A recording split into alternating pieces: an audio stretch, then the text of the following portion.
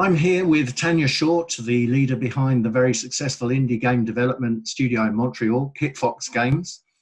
What's remarkable about KitFox is their commitment to succeeding from making their own games, which they've done from the very beginning with very little work for hire. They're the studio behind Moon Hunters, Six Ages, The Shrouded Isle, Shattered Planet, and the indie game that's making a huge splash right now, Boyfriend Dungeon. We're here to talk about how to build a studio with no savings and create multiple hits. So how about that? Tanya, welcome to the business of indie games. Thank you. It's lovely to be here. And I'll jump straight in to the questions. You've done a phenomenal job of creating a studio with none of your own capital and making it work from the beginning without relying on work for hire. Was that your strategy from day one? Well, we always wanted that to be the end result. And when we started, we were actually fortunate enough to be part of an incubator that helped us learn some survival strategies, like advice on how to do our own publishing for our own titles, how to identify the value of an IP and how to test it on customers, and how to do a minimum viable version of a game before investing too much in it, that kind of thing. And honestly, my number one strategy from day one has been to actively look for opportunities wherever possible. So like the classic example I use is actually Moon Hunters. So we were in the middle of Shattered Planet development, and we were kind of running late on the beta, as you do. And the team was stressing out. And yet online, I saw this article that was announcing that Square Enix, which is one of my favorite big companies and their products, they were announcing an indie-friendly initiative to help bring more visibility to indie games. But in order to use their program, you had to announce a new game, which we didn't have. Like, we'd already been working on Shattered Planet for 8 months or something. But in the middle of beta development, I said, hold on, I'm going to take 3 days, I'm going to make a pitch, and I'm going to send it to Square Enix because who knows what can happen. And it worked out, and that's great. And so it's a feel-good story. But there's lots of other opportunities that I tried to chase and that didn't work. But I think overall, it's been a huge advantage that we've kept our eyes open at all times, even when we're very, very under stress for deadlines and things. We set aside time for chasing potential new ways of getting ourselves visibility and getting ourselves independence so that we can reach our customers directly.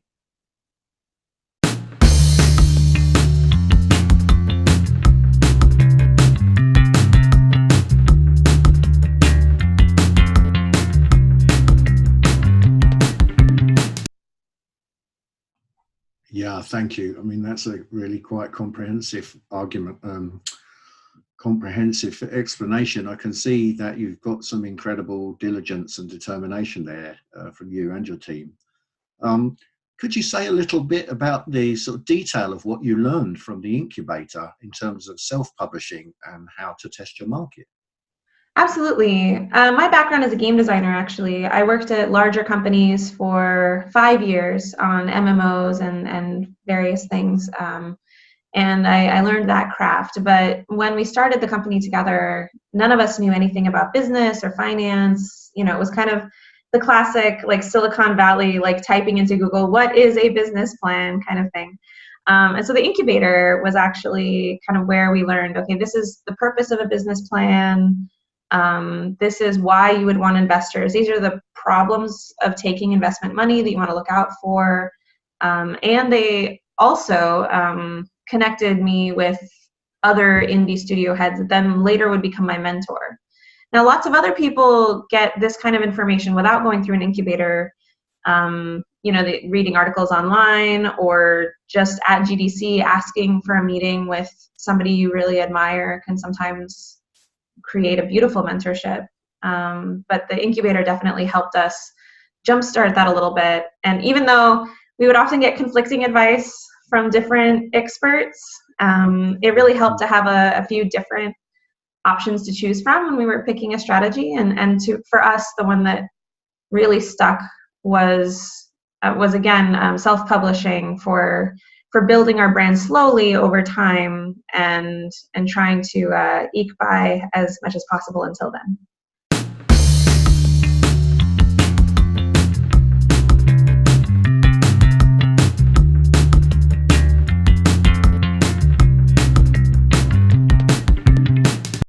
Yeah, understood. And how did you do that? And why slowly? Well, so I say slowly because none of us had. So the reason why none of us used our own capital on investing in our games is because we didn't have any. We were all, I was a very experienced developer. My co-founders were semi-experienced. But we didn't have a huge amount of savings. We all had kind of personal costs that we had to pay. And three of the four of us had, rent we had to pay. So it wasn't really an option for us to use our own capital. And so what we were really looking at is how do we keep paying rent and continue forward on this game. And so the incubator answered for the first 6 to 9 months. Like they helped us survive on a minimum wage for that amount of time. But after that, it was kind of a choice. Like, are we okay with staying kind of far, far below the usual amount of money that someone with our experience would get in exchange for our creative freedom, because we don't have a publisher breathing down our necks and we can decide our own deadlines and we get to communicate directly to the customers through social media and everything like that? Or we could work with a publisher who gives us a lot more money, we're a lot more comfortable, they take off the marketing load, maybe I'm a little bit less stressed, but in exchange they get most of the followers and they get most of the brand recognition, and they also take a big chunk of our money at the end of it. And we decided to go the more that's what I mean by the slower, slightly more patient route. Self-publishing is not easy. It's kind of exhausting, but I do feel like it's an investment that's paid off for us. Yeah, that's great. And what's the exhausting part? Is it like continuously reaching out and sort of hand linking to everybody you can find? Well, when we started, it was me, an artist, and 2 programmers. And I was doing everything that wasn't art and programming. So I was the game designer, I was the producer, I was the social media manager, I was the PR person, I was the logistics coordinator, finance and bookkeeping. Like I was everything, except for bookkeeping, actually. The artist was a bookkeeper. But it's very exhausting because, for one thing, changing your context of what kind of task you're doing every few hours is exhausting mentally. But also you don't actually feel like you know what you're doing most of the time. And that's also exhausting because while I'm doing game design, I feel good about myself. I'm an expert. I'm very confident. And then when I have to go write an email to an investor, suddenly it's like, what am I even doing with my life? Like, how can I do this? I'm not even sure. But you try and you get better at it over time. But it definitely feels like a lot. And probably my number one question that my mentees ask me is how I handle task switching between all the different roles that I've had to carry throughout the years. And my answer has always been to try to be one role per day. That's something I initially came up with, that like today I am the CEO, I'm doing CEO things, and then maybe the next day I get to be game designer. I'm only doing game design things. Don't talk to me about money or whatever. That's not my job today. I'm just worrying about the systems design or whatever. And that's helped me keep my sanity a little bit, but sometimes you just gotta switch the hats and deal with it.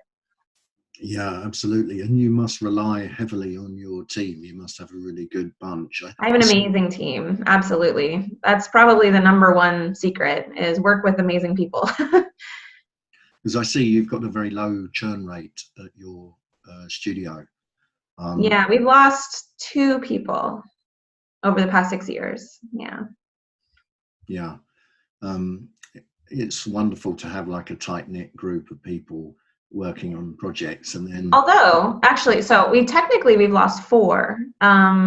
It's worth noting that the one time we had to do layoffs of 2 people, so they had to leave against their will, was from work for hire, as a result of work for hire. That's the only time we've had to fire someone.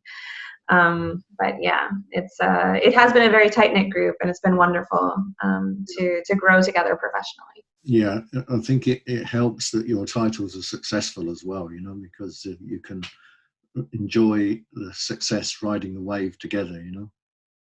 Absolutely.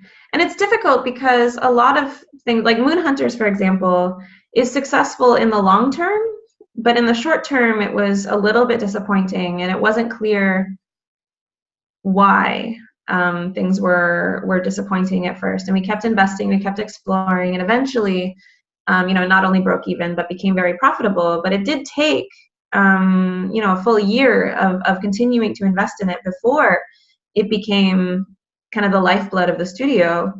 And so that was a tough, especially those first 6 months were very, very tough emotionally for everybody, where we were questioning everything. And I think it's important for everybody to know that most games that make a lot of money actually take a little while. Like, it's not always that the launch day is this incredible thing that you live off for years. A lot of time it's the long tail, especially on PC, and console, that you keep getting a little bit of money every month, and hopefully with sales and discounts and continuing to talk about it, then you can work it into something your studio can survive on. But the days, I think, of being able to rely on getting a $1 million check on day one are very unusual.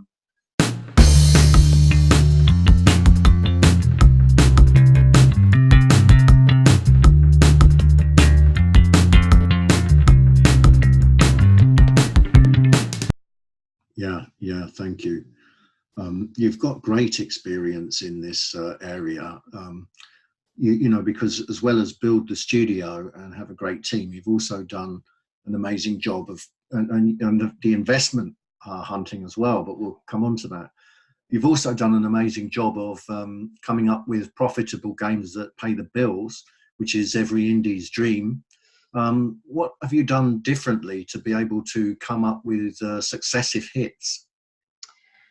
I think the number one thing that I wish more people would do is actually take off their game design hat and put on their market analysis hat, and spend the couple of days that it takes to really study how much risk you're taking with the idea, the game concept you have.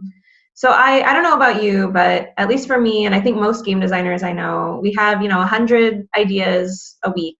It's very easy to come up with an exciting sounding game idea. Yeah, no shortage of fun ideas. No, you have lots of ideas, and some of them are really good. So you start building on them, you start making a prototype, and it's very easy to get very caught up in that prototype because there is something special about most game ideas you get excited about. But unless you, again, take off the game design hat, stop thinking that way, and instead start thinking like a market analyst just for a couple of days, and really look at it, really, really study how similar games have succeeded and, more importantly, failed, it's impossible for me to understand how anybody invests in a game without that kind of analysis. And for me, what I mean by analysis is because Steam is our primary platform, I go onto Steam and I look for days for games that have anything in common with the game I'm making, anything at all, whether it's theme or genre or number of players or, ideas, mechanics, anything. And I fill a spreadsheet with how many Steam reviews they've gotten, because I think that's the closest thing to sales that you can easily find with a very quick Google search. And I just fill a spreadsheet with it. And sometimes it's kind of distressing. I don't advise necessarily canceling your game just because you see a lot of games have failed in this way.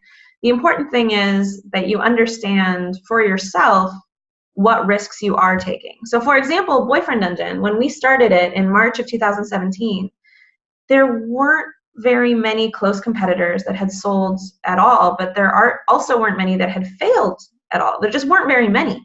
In March 2017, all of the dating sim games were either pure visual novel, or they were very erotic, and targeted towards straight men very clearly, or they were completely ridiculous. Like they didn't even have like humans really.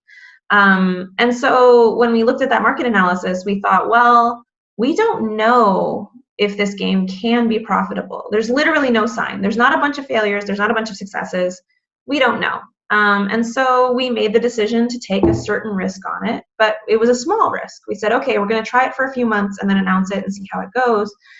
But if we hadn't done that market analysis and just plowed forward, I think it would have been very, very foolish. Even if at the end of the day it would have worked out, I think you need to take responsibility for every dollar you invest in a game that you're trying to bring to fruition.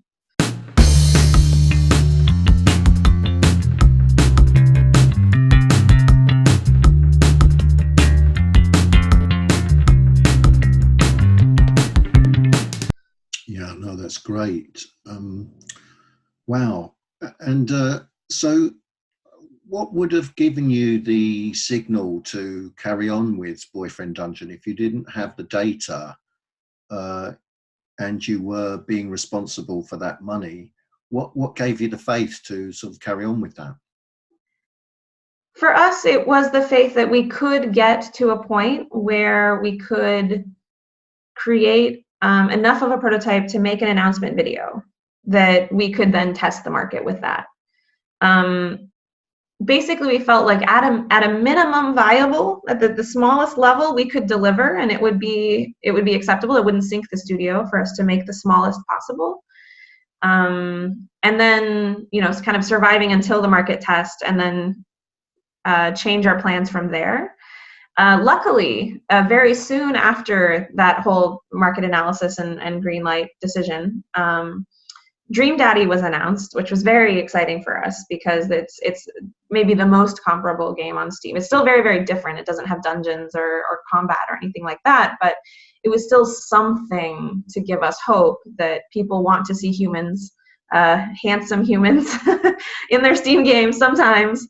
And so we were very much encouraged by that. And then the announcement went really well, and it's a happy story. But I think in an alternate universe where we were able to strive to make the little mini prototype, and we announced it and it didn't do that well, it still would have been an okay investment because making back a little bit of money is relatively easy. And then we could go back to the drawing board and try again to find something that has maybe more evidence in the market analysis for there being an audience. And what sort of evidence did you get? Was it like views of the video and popularity of the video? And so the initial announcement teaser trailer got pretty viral. I think it's our most watched video to date. Actually, it has 100,000 views, and it was covered on random news channels and things like that. It was very, very popular. And that gave us some courage. And then we did the Kickstarter a year later, again, to market test and make sure, well, is it just a joke or will people actually give us money for this? And so it was a second market test, which also came back pretty positive. So it's good.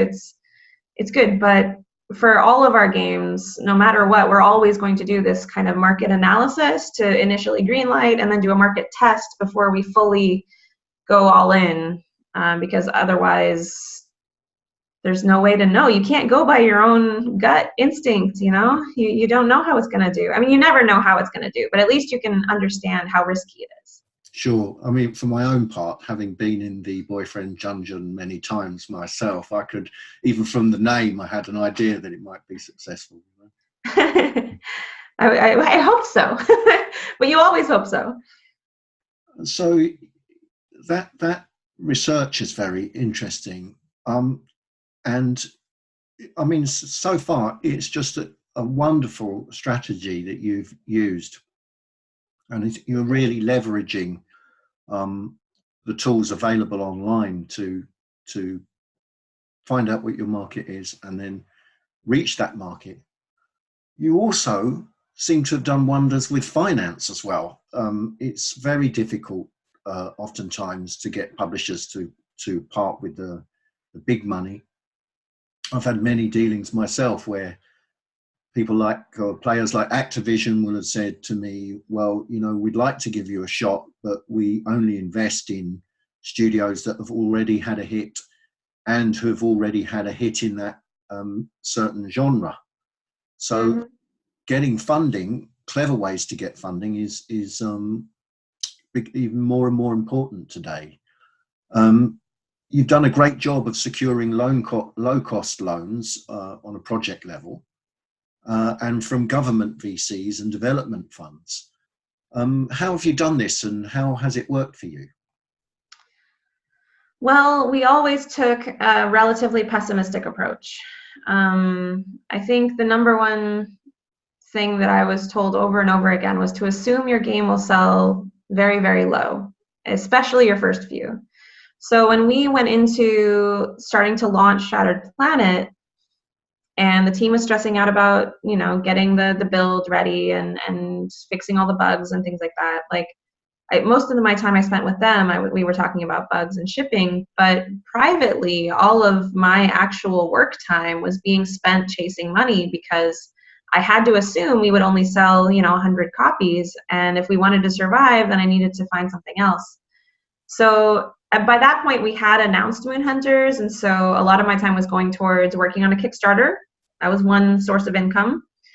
That was also when I was pitching government VCs, which is a weird Canadian thing that I don't know how internationally applicable that is. But there were these VCs using government money to give little startup loans, and I think startup programs exist in a lot of places. So it was just a small amount, like 100,000. So Kickstarter, that little startup program. And then we also started chasing little work for hires. Now we kept it relatively small, like a work for hire that wouldn't take the whole team and wouldn't take that long, but it would still be income. And so we did a very small web game for Cartoon Network, actually, for Steven Universe. It was a little Tetris-y game where you're cleaning up his room.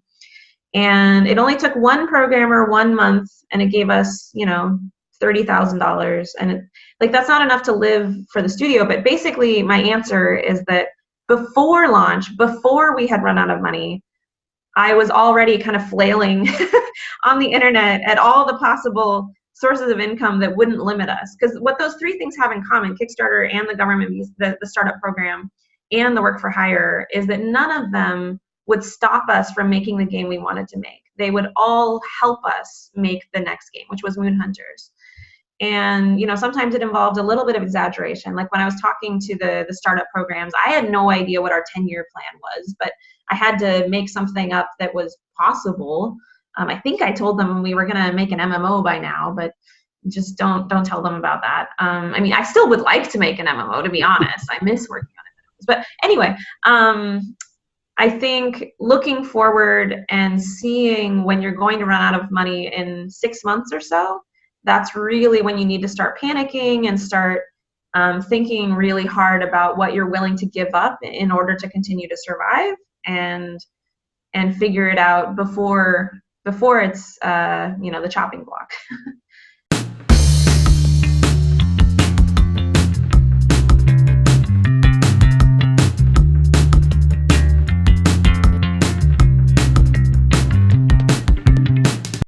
And you know, thank you. And with the sort of the government money, do you have to give up less, and is it easier to come by? So the startup program, it still required some know-how. That was definitely the money that I feel the least confident in understanding how I would get it again. Like if I were to start it all again and start another company, the government is very opaque, and I don't know. The programs seem like they change every few months. But that's definitely where finding a business mentor in your local area can be really helpful, even if they're not in your industry. Like if there's a software developer in your area, maybe they can introduce you to somebody who knows somebody who's heard about startup programs. For us, I think it was that we were newly incorporated, and we were all under 35 at the time or something. Like there were various random requirements, and I had to go in with a pitch deck and pitch them and whatever. But yeah, the main thing is to ask your local bureaucrats, I guess, what's available. Thank you. Great. And would you say that the Kickstarter money was the most helpful then? The Kickstarter money was it was the money that sort of pushed us over into being able to actually finish the game. I think if we hadn't gotten that, we would have had to go searching again after 6 months or a year or something. But the most important thing about the Kickstarter was actually the visibility and the connection with our audience, because at the end of the day, money you can get from a lot of different places, but I think actually building a fan base is a lot harder in some ways and more difficult to replace. KitFox has been trying to build our brand alongside our game brands, by, for example, centralizing our social media under the KitFox label, not having a different one for each game. And again, self-publishing is part of that strategy, but I think the Kickstarter also was, both of our Kickstarters, for Moon Hunters and for Boyfriend Dungeon, the primary value for us was actually as direct us to consumer marketing, where we could really be people to them that they care about, and they could continue to engage with us and talk with us and feel like they knew who KitFox was, and it goes beyond just the game. So I haven't yet done the analysis of exactly how many of our Boyfriend Dungeon backers were also Moon Hunters backers, but I do know there was at least some overlap. Thank you. And what advice could you give to indie devs coming through who want to do their own Kickstarter campaign? What do you bear in mind, from a development perspective and also from a communications perspective? Well, there's a lot of advice out there about things like how to calculate your shipping costs and things like that. Overall, I think the number one thing that surprised me was realizing that the brand of Kickstarter and what people think they're doing is they're helping the underdog. They think that they're putting money towards somebody that's struggling and overcoming and challenging themselves and that kind of thing. In reality, most backers aren't interested until they think you're going to succeed. They want to back a winning horse. They don't want to give money to something that seems like it's not going to work and work out. And it's this weird catch-22 where you have to sort of fake it till you make it a little bit, and that like, this is definitely going to work. We're definitely going to do this. And you have, and like, get people on board with your excitedness, even though you're not sure if it's going to work and you're not sure it's going to succeed, because it makes them much more likely to band together behind you. And I think, again, it is also highly advisable to look, rather than at the Kickstarters that succeeded, really dig deep into the Kickstarters that failed that are like yours. They're much harder to find. People delete them, and Kickstarter doesn't want to show them to you because it's bad for their brand that Kickstarters fail and everything like that. But it's absolutely essential when you're planning your Kickstarter to really, really look for the failed Kickstarters. They almost always have more to teach you about what you could maybe do a little bit better than the ones that succeeded. Thank you. Did you pick your funding level very carefully? I've heard people say, like Mr. Kickstarter, who helps people with their campaign, says it's very difficult to get more than $100,000. Yet, of course, there are the anomalies like Ashes of Creation that get overfunded for millions of dollars. What's your thought? Well, the average Kickstarter backer and the average consumer has no idea how much money it takes to make a game. And honestly, they're just going by visuals. So for us, when we talk to consumers in the mainstream, if they see a 2D game that's just hand-drawn graphics, they believe it costs less, and they believe it should cost less, and they don't see why it should be funded for over a certain amount either. So it's an interesting side effect of what art style you pick as well, that you might not even realize at the time. and different genres will also come across as different values to the customer. And I think for us, we picked an amount that we felt we could achieve within 48 hours. Again, for that cycle of wanting to win as soon as possible and get people, look how successful we are kind of thing. For that feeling, we picked a lower amount than we felt we could get because we didn't want it to be a struggle at the very end. We wanted it to be successful as soon as humanly possible without looking like too shady. Like if we'd only asked for $2,000, I think there'd be a little bit of like, what is this campaign doing? But you just borrowed 45 and 55,000, like that felt like an amount that the average consumer says, oh yeah, that's an amount that you make games for. Obviously not, but it's still an amount that seems meaningful and yet achievable within 48 hours.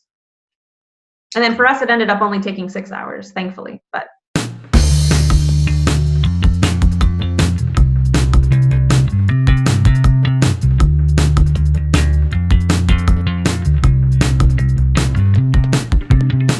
well, that's fabulous. That's fabulous. And did you communicated to your existing fan base as well as the Kickstarter community, of course? Yeah. Was there a lot of preparation getting that community together before you launched the Kickstarter? Yeah, even for our first campaign, for our very first Kickstarter, for our first big game, Moon Hunters, almost nobody knew about us because Shattered Planet was our first game and didn't sell that great. For Moon Hunters, we announced it, and then we had 6 months of trying to get people on our newsletter, of trying to boost it on social media, and preparing the Kickstarter. We had about 6 months of community building before we launched the Kickstarter, which absolutely helped, for sure. It was essential. Yeah, great. That's really clear. So you talked about leading on Steam, but you've also done stuff on PlayStation and Xbox. Is that to a lesser extent? And did you get a publisher for that, or did you self-publish as well? We self-published for each one. We found our very first employee hire actually was an amazing programmer, Marcelo. It was this amazing programmer, and he had been toiling at this other place that didn't appreciate him. So we took him, and his dream was actually to bring a game to the consoles. He had never worked on a console game before. Now it turned out that he by himself ended up porting the game to all the consoles for Moon Hunters after it came out on PC, and it was a great life goal for him. I don't know if he wants to do that again, but it was just Marcelo, and it's kind of amazing now actually how much more accessible the consoles are than they were 10 years ago. Yeah, of course. You can have one person port a game to a console, and it's actually possible. The PlayStation and Nintendo and Xbox, they all now see the value of having indie games on there, and so they make it a lot more easy. They have a lot more documentation of varying quality. We did hire a couple of contractors to quality assurance to check through the certification requirements, but only for, I don't know, a month or two each. We've only put Moon Hunters on all three, and then the Shrouded Isle on Switch as well. But we haven't announced any consoles yet for Boyfriend Dungeon. We're still sorting that out. Yeah, great. Did the Switch version do well for you? It did. And actually, the Shrouded Isle did surprisingly well, even though it was a year later. So Moon Hunters came out very, very early in the Switch timeline, like in its very first year. So of course, it did very well. I do recommend getting on a console in its first year of life whenever possible. But the Shrouded Isle, considering that it's a smaller game, more niche, in my opinion, it also did very well for coming out just this January. And we did have one publisher. It was a regional publisher. So we have a publisher, Kakahashi Games in Japan specifically. So he handles, Zach from Kakahashi handles our PR and press and publishing to consoles in Japan, and he's very, very good at it. And actually, weirdly, the Shrouded Isle did as well or better in Japan on Switch than in North America. which Right. I've never heard of any other game doing that, but Really, usually it's very territorial, isn't it? You know, the markets are different. And well done. Congratulations to you. Thank you. Yeah, localization has been a big part of our ability to succeed. I think it's added. It's the rumor is that it adds 15% revenue, and that's definitely been true for us. Yeah, I've always found that eFigs, and then I mean it's kanji. We've done it rarely, on our titles. Chinese is getting like really big on Steam. If you're interested in being a PC developer, if you're an indie, get some Chinese in there, because it's I think it's our #2 region right now. Yeah, great. Yeah, thank you for that. Another very useful insight. Thank you. What do you find now the most challenging thing? Is it still the juggling hats, or what? Well, I actually, in some cases, even identifying which of the hats I want to delegate and which ones I want to keep can be a little difficult, because I actually enjoy some of the things that I used to complain about. But I think for us, now that we're entering our 6th year, where we're having our 6th birthday at the end of the month. Congratulations. Thank you. Well, now we're in the stage where we're having a little bit of a midlife crisis, I guess, because we're surviving, we're succeeding, but now all 3 founders who are remaining, we all are kind of questioning, like, what do we want to do? What are our ambitions? What are our longer term goals? If survival is still here and we are making our own games, do we want to make bigger games? Do we want to make more risky artistic games? Do we want to get paid more? Do we want to live in Japan? I don't know. We're all kind of questioning our what we want to do with this amazing fortune that we've had. So we'll see how things go in the next few years, but it's possible that we maybe form 3 different KitFox coalitions or something.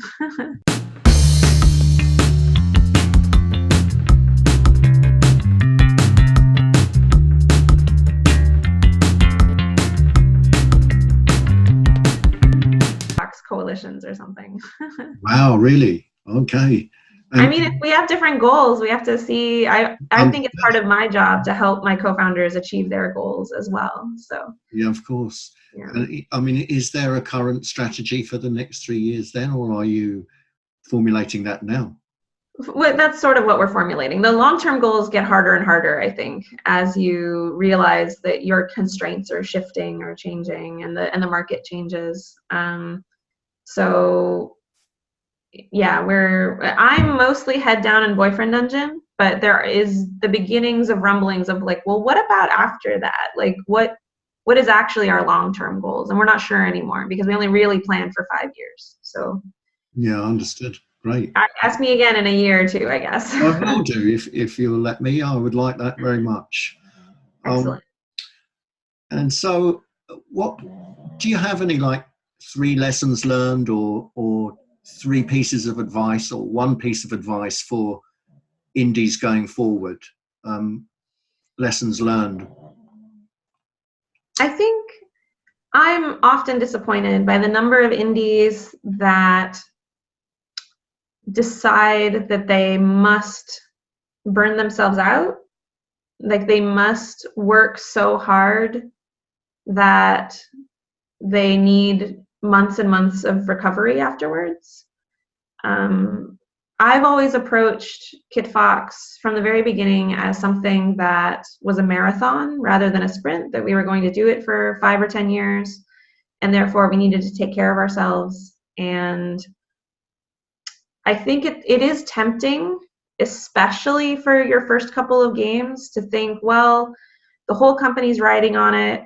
It might not survive till tomorrow. I have to give my lifeblood to this thing, or else I'm being irresponsible.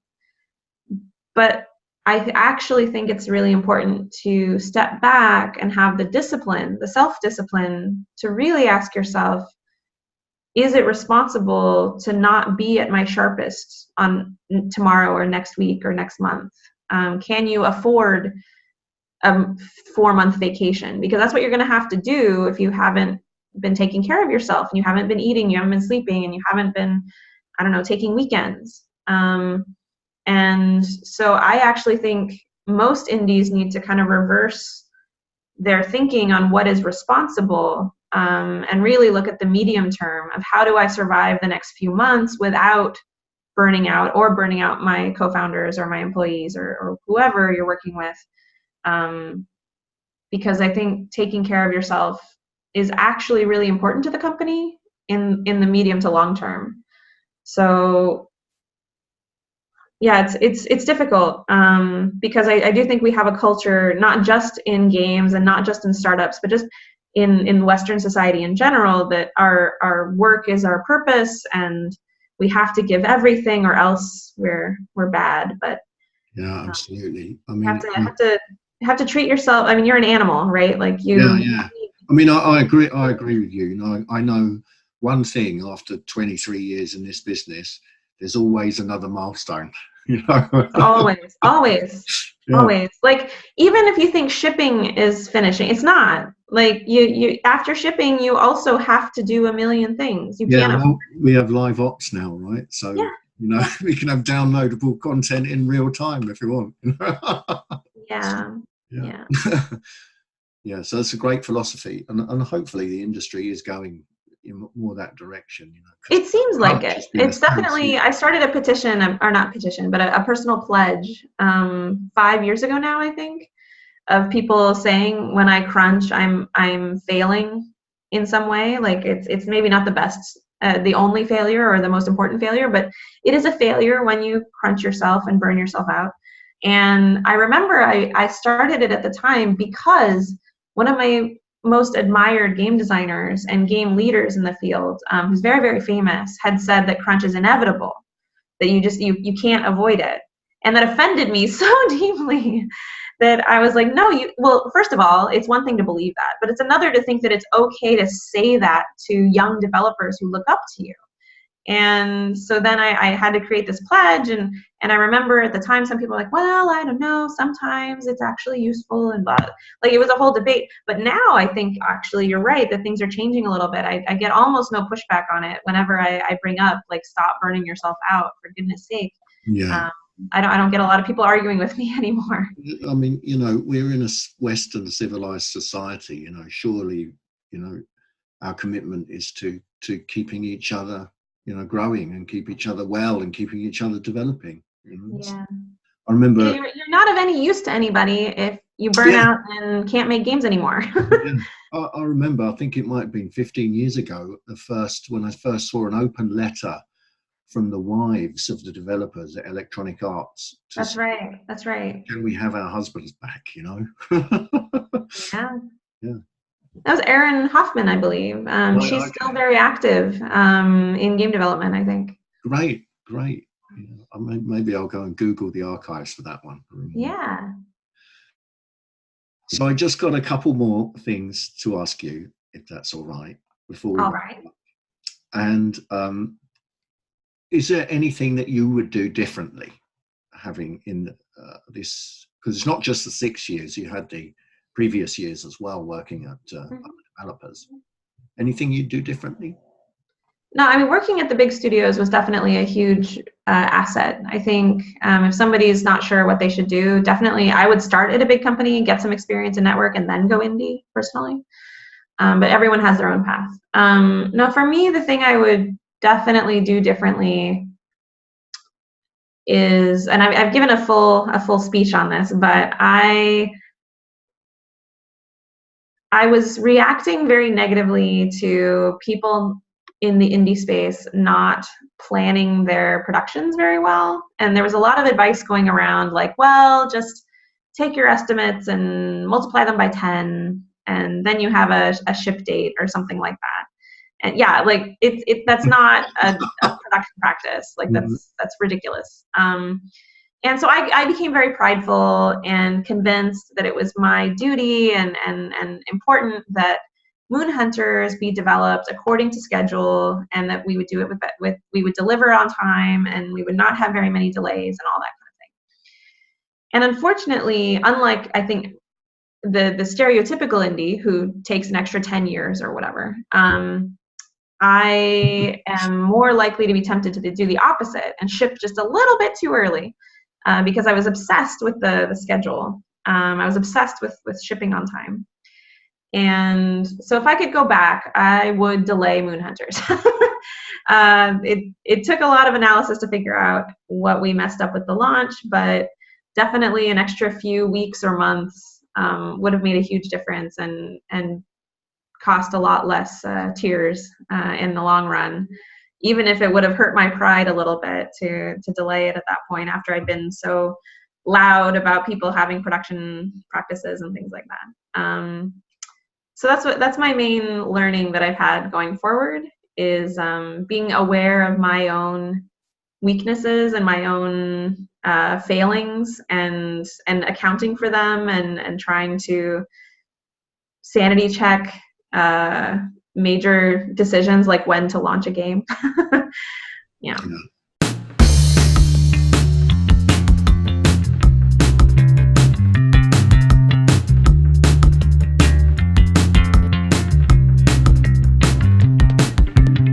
Yeah, thank you.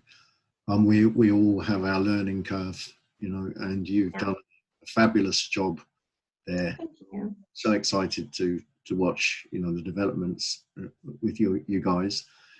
Are you playing anything yourself at the moment?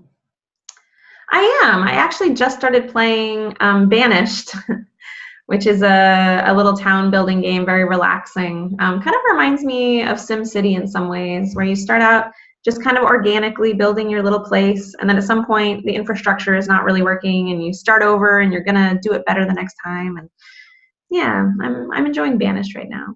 Great. But I'm looking forward to getting into Heaven's Vault as well, which is an alien archaeology linguistics game that is by one of my favorite developers, Inkle, who also made 80 Days, which is one of my favorite games of all time.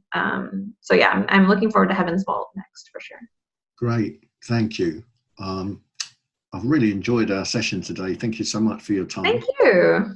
I really hope it helps someone. Great, yeah, no, I'm sure it will. Our audience are going to love this. I really appreciate it. Thank you.